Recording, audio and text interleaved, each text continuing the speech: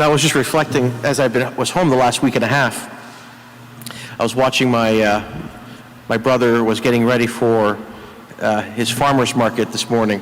That's where he gets that's where he does a lot of his selling of his farm goods and whatnot, and seeing his children helping out and whatnot. And I was reflecting on some of my own memories of farm life and hoping that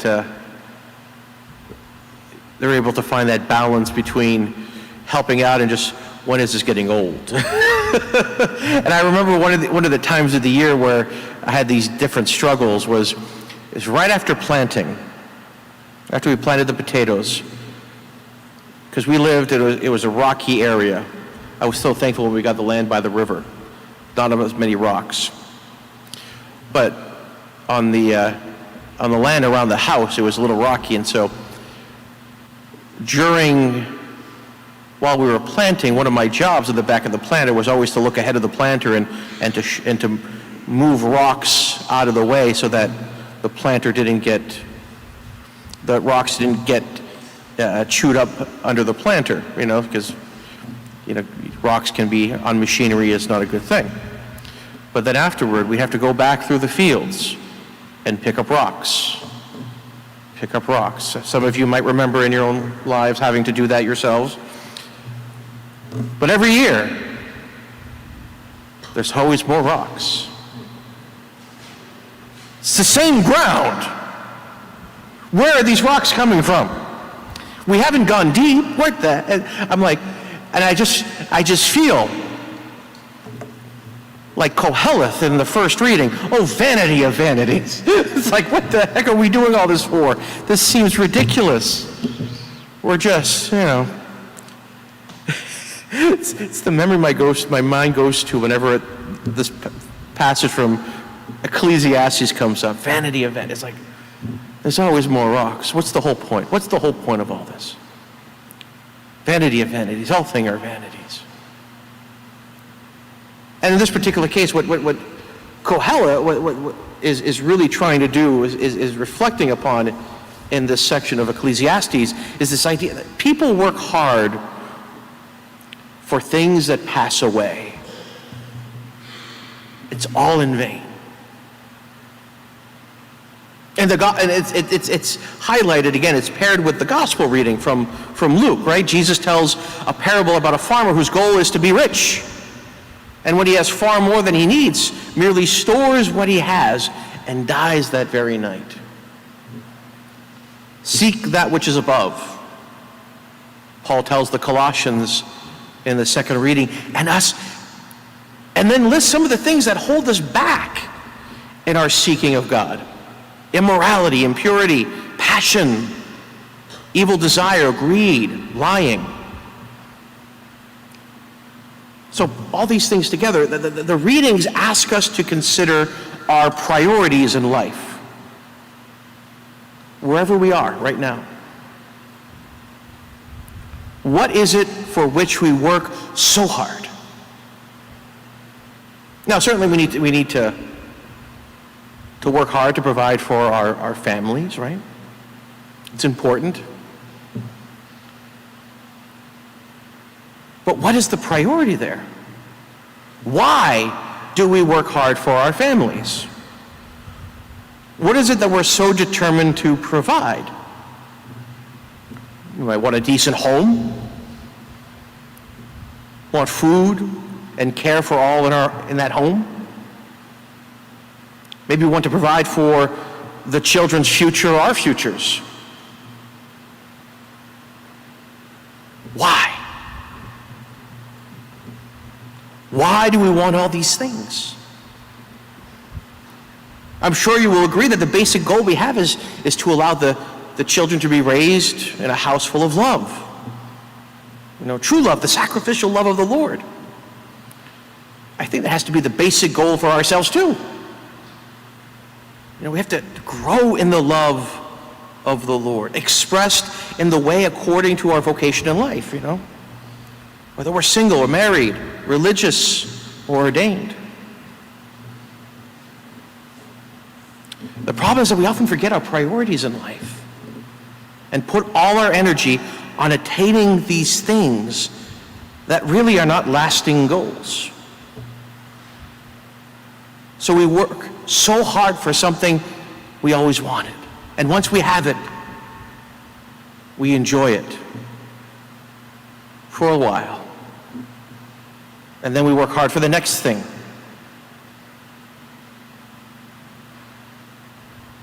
It's like that. I don't know if you've ever observed a child on Christmas morning opening up a present for something you know that they have been wanting all year.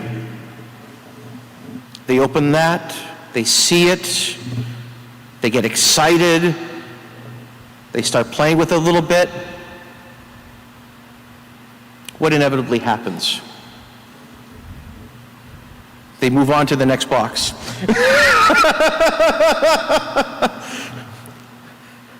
It's like, what? That was it, kid. That's all you get. It's like, isn't that enough? We often work in vain. So what is a successful life? Is a person's life successful or he or she is making a good salary? You know.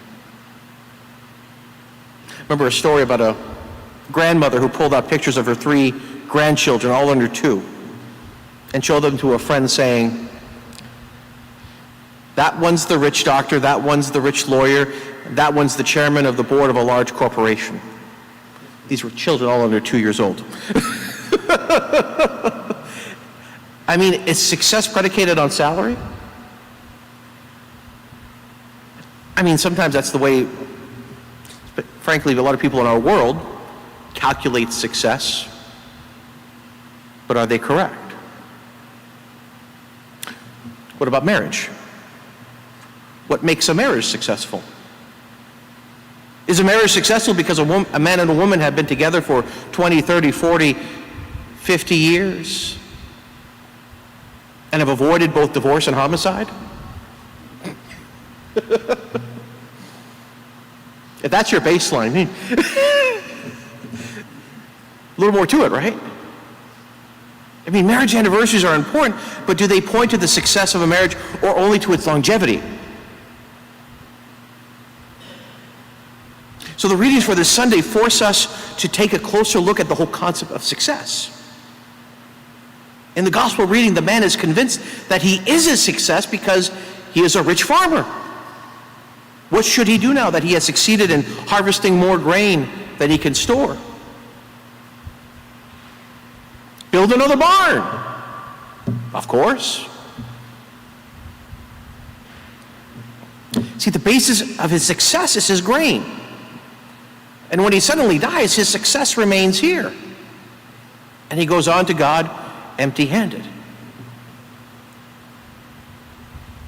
I think that might be a reason why you'll never find a luggage rack on a hearse. See, the whole mindset that success is predicated on salary is based on a fallacy that was very clear to the author of the first reading. You know, the writer, Koheleth, you know, or sometimes known as the preacher, you know. And this book from the Hebrew Scriptures is very insightful, and it sometimes can be a difficult book to read, you know, Ecclesiastes. Vanity of vanities. Again, he says, all is vanity. There's a fantastic book of meditations on St. Francis of Assisi that was written by James Cowan, who was a lay novelist. He spent some time in Assisi trying to understand Francis. Hopefully most of you are aware that Francis gave up all his worldly possessions as a radical prophetic action. He wanted to live on the same level of the people he served. And that's how all Franciscans live to this day. And so Cowan writes that Francis recognized that wealth, family, social position, and profession confined him in a web of relationships that made it impossible to define himself as a full human being in the image of Christ. And so his prophetic action of stripping off his rich clothing in the square in Assisi was a sign that the inner person had to be exposed rather than cloaked in silk and velvet. Francis's action was prophetic, and it was a radical action, hopefully to help us recognize the entanglements of what the world calls success. A doctor is successful not if he or she has a prosperous practice, but if he or she becomes the healing hands of Christ for the sick. A lawyer is successful not if he or she is part of a profitable firm, but if he or she uses learning, knowledge, and talent to protect people in the community, to do good for people and the community, or just simply to be just. Many times an incorrect view of success is based on honors and titles. Is a priest a success if he becomes a Monsignor or a bishop? I don't know if you remember that SNL sketch with Monsignor Guido Sarducci back in the day. So this character in the sketch, he boasted that it was really important for him to become a Monsignor because he could get a better cut of veal in Rome. No, success is not measured by titles. A priest is on the road to success if he can draw closer to God each day of his life, while also draws those he serves to join him on the journey of God. Whether he's in the largest, most prestigious parish or town or whatever country you're in, or in the most remote section. It's no coincidence that the only canonized diocesan priest is not one who served in a major city, but one who lived and served and is known for for being sent to at the time a no-name place in their diocese.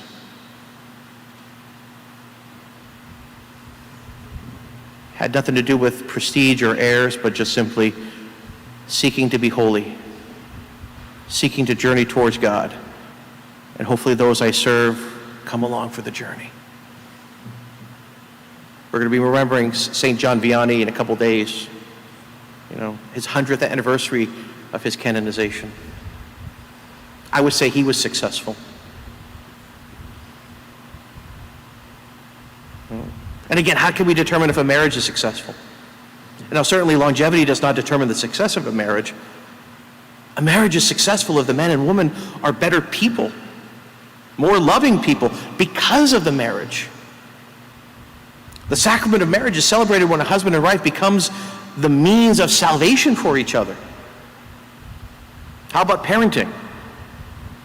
What are the signs that people are good parents or have been good parents? Success in parenting is not, and certainly based, not on what your kids have but who your kids are.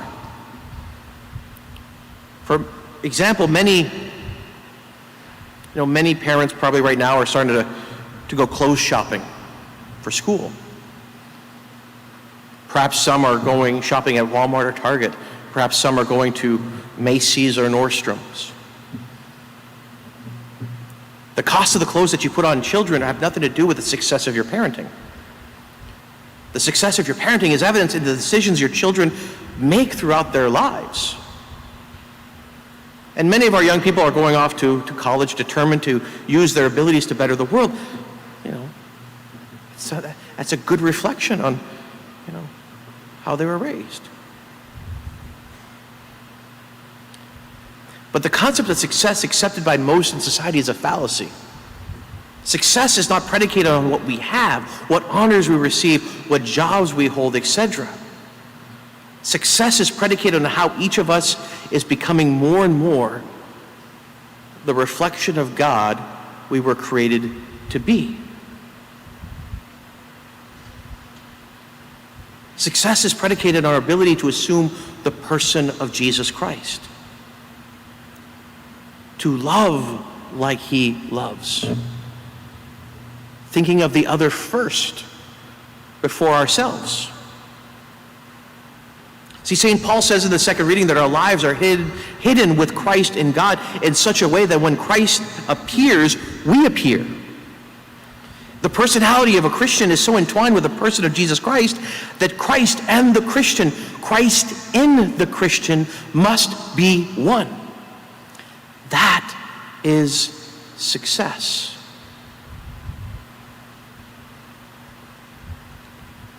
I don't know about you.